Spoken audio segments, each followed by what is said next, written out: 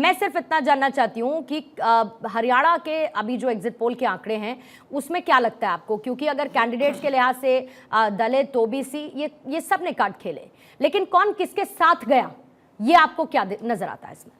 देखिए, इसका आकलन जो है जब ये रिजल्ट जब तब्दील हो जाएगा सही आंकड़ों में, तब इसका जो है आकलन किया जा सकता है। लेकिन एक बात जो बार बार किसानों को लेके कही जा रही है, मैं देखिए एक बात कहना चाहता हूं कि इस देश में प्रचंड बहुमत की सरकार भारतीय जनता पार्टी की रही, प्रधानमंत्री नरेंद्र मोदी रहे, 1 साल तक किसान भाई बैठे रहे, अपना धरना आंदोलन उन्होंने किया, उसके बाद लगातार कमेटियां बनाई गई, 24 फसलों पर एमएसपी हरियाणा के अंदर दी गई।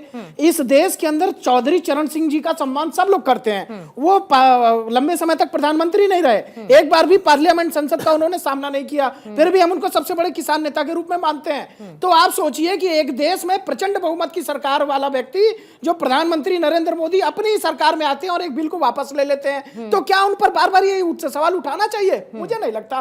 किसानों को लगातार जो है फायदा देने का काम जो है वो भारतीय जनता पार्टी नरेंद्र मोदी की सरकार ने किया। ठीक है, हार किसी के मत्थे हो, जीत किसी के मत्थे हो, कई बार जो जैसा आपने कहा ना कि प्रोपेगेंडा चलाया जाता है, प्रोपेगेंडा में भी जनता फंसती है, तो मुझे लगता है टोटल प्रोपेगेंडा। और मैंने प्रोपेगेंडा नहीं, नैरेटिव कहा था, दोनों में बहुत अंतर होता है। कौशिक साहब, आरक्षण और संविधान की बात, मैं अपने शब्दों के साथ बहुत सतर्क रहती हूँ सौरभ जी, इसीलिए don't play with me. Kaushik साहब नहीं, ठीक है कौशिक साहब, 1 मिनट आपके लिए। आपको लगता है कि जो जाट की नाराजगी एक हरियाणा में थी और बहुत कम गैप रहा लोकसभा विधानसभा चुनावों के बीच में, आपको लगता है कि वो नाराजगी खत्म नहीं हुई और शायद यही वजह जो नंबर्स नजर आ रहे हैं? 1 मिनट का टाइमर चलाएंगे कौशिक जी।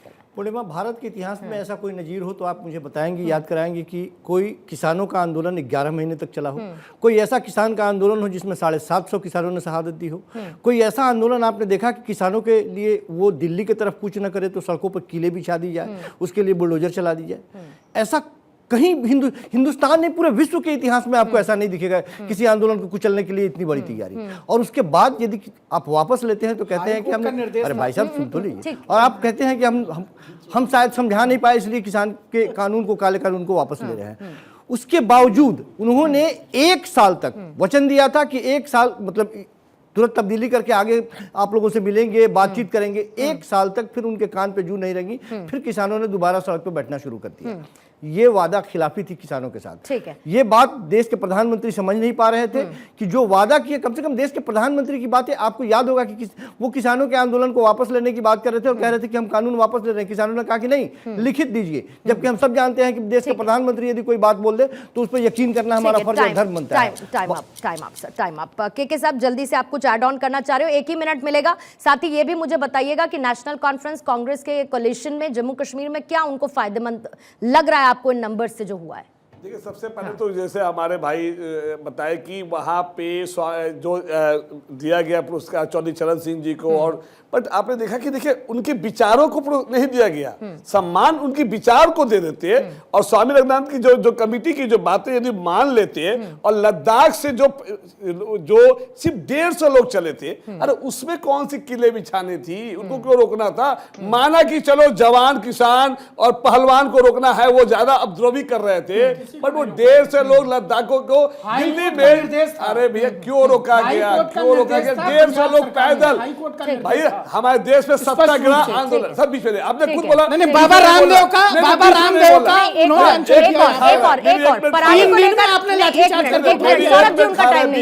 आप अपने 18 सेकंड बच्चे पूरा नहीं, ये खा गए मेरे, कोई बात नहीं, ये खाने की आदत, माफ कर दीजिए, आगे बढ़िए। मेरा यही कहना है कि सत्याग्रह आंदोलन जो देश में सत्याग्रह आंदोलन करना कोई गुनाह नहीं है। यही बात है एनसी की वहां पे Jammu Kashmir, timer team please मत हटाइए, दिक्कत होती है। जम्मू कश्मीर में तो मुझे लगता है कि वहां पे जनता का जो है अब फायदा होगा। ठीक है, टाइम्स अप सर। लेकिन आपने क्योंकि किसानों का जिक्र किया तो आपने क्योंकि सुप्रीम कोर्ट की बात की सौरभ जी ने, सुप्रीम कोर्ट ने पूछा कि आप पराली को लेकर केसेस करने में इतना हिचक क्यों रहे हैं, यह पूछा गया। और यही वो किसान है जो चाहते थे कि उन पर दर्ज हुए केसेस को वापस ले लिया जाए। यहां पर एक कॉन्ट्रडिक्शन खड़ा होता है सर, जिसको आपको साथ में मेंशन करना चाहिए। विपिन शर्मा जी, आपके पास आते हुए जल्दी से अगर हरियाणा को लेकर और जम्मू कश्मीर को लेकर आप 1 मिनट में सर कुछ ऐड ऑन करना चाहें तो। मैं ये समझना चाह रही हूं कि हरियाणा में कौन किसके साथ और कौन किसके साथ नहीं रहा। देखिए, क्योंकि अभी जो एग्जिट पोल के आंकड़े आ रहे हैं तो वहां पर ऐसा उम्मीद नहीं जताई जा रही कि कांग्रेस को किसी के सहारे की जरूरत होगी।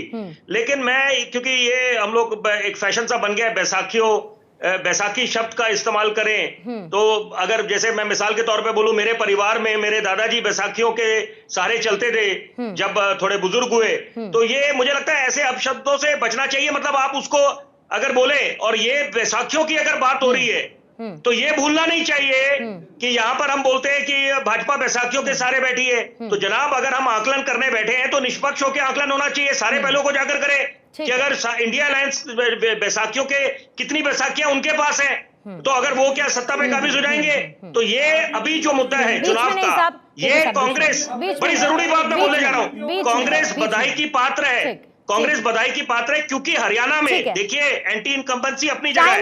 लेकिन विपिन जी, टाइम आप सर। अदनान मलिक साहब, आपके पास आते हुए जो अभी एग्जिट पोल के नंबर्स हैं, पीडीपी के साथ क्या हो गया? क्योंकि 10 साल बाद सर चुनाव, महबूबा मुफ्ती ने अपनी बेटी को आगे किया, बहुत सारे मुद्दे उनकी तरफ से उठाए गए, लेकिन आपको लगता है कि नेशनल कॉन्फ्रेंस कुछ पीडीपी के कंपैरिजन में ज्यादा बेहतर स्थिति में क्यों आ गई? बेसिकली पीडीपी जो थी उसका थोड़ा लोगों का भी फेथ खत्म हो गया जब उसने बीजेपी के साथ ज्वाइन किया। उसका खामियाजा कश्मीर में पीडीपी को बहुत बड़ा भुगतना पड़ा, जिसकी वजह से लोगों का उन पे ट्रस्ट फैक्टर कम हुआ। पहले जमात इस्लामी भी उनको वो देती थी, वोट देती थी, इस बार जमात इस्लामी के भी अपने कैंडिडेट खड़े हो गए, तो पीडीपी को जो सेपरेटिस्ट की तरफ से सपोर्ट मिलती थी वो सपोर्ट नहीं मिली, जिसकी वजह से पीडीपी जो है वो कमजोर पड़ी है। और इंडिपेंडेंट कैंडिडेट जो है उनकी तादाद आप देखेंगे बड़ी है। ठीक है, चलिए 30 सेकंड में सर ने अपनी बात खत्म कर दी। काजमी साहब आपके पास आते हो, ये अच्छी बात है, 1 मिनट के बाद आप लोग रुकते नहीं है, और सर ने, अदनान सर ने 30 सेकंड में खत्म कर दी। काजमी साहब दे दूंगी, कोशिश करूंगी। सर, काजमी साहब आपके पास आते हुए यही सवाल मेरा है आपसे, क्योंकि 370-35 से, और जब वहां पर नरेंद्र मोदी गए तो उन्होंने कहा कि नौजवानों और वर्सेस परिवारवाद के खिलाफ ये लड़ाई है। क्या बाय नहीं कर पाए वहां के लोग ये नैरेटिव जो प्रधानमंत्री ने रखने की कोशिश की?